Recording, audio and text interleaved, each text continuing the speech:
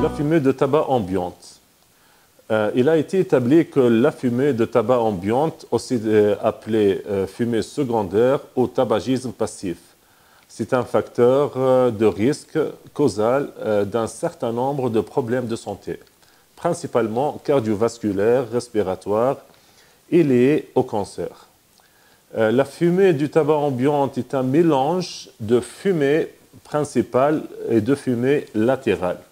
La fumée latérale est celle qui émane directement de l'extrémité de la cigarette, tandis que la fumée principale est celle que le fumeur expire dans l'air. Quand un fumeur inhale, il inhale 15% des composants de la cigarette entrant par un filtre à ses poumons, tandis que 85% de la fumée sort à l'environnement en plus de ce que le fumeur expire. C'est ce qu'on appelle la fumée secondaire ou la fumée de tabac ambiante. Quand une personne fume, il contaminera les autres.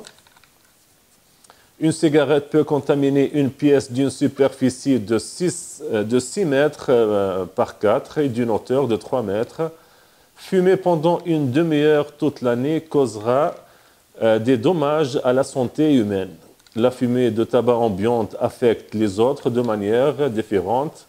Les yeux sont touchés car la fumée provoque des irritations et des rougeurs. De plus, le tabagisme actif ou secondaire peut avoir des effets délétères sur la cornée, les lentilles et même la rétine.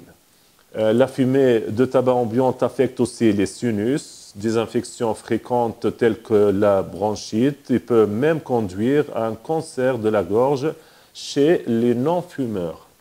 Il peut mener à un cancer de poumon. Plusieurs études réalisées ont examiné la relation entre le cancer du poumon et l'exposition à la fumée de tabac ambiante.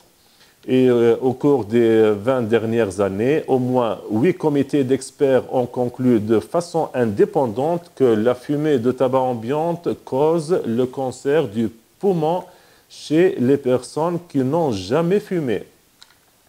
En outre, il peut affecter les jeunes enfants, il peut mener à une déficience auditive.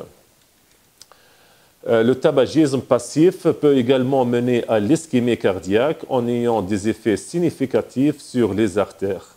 Par conséquent, de nombreux fumeurs seront vulnérables à être victimes d'AVC. En un mot, le tabagisme forcé ou secondaire a des effets délétères sur la santé en jetant ces 75 produits chimiques dans l'environnement.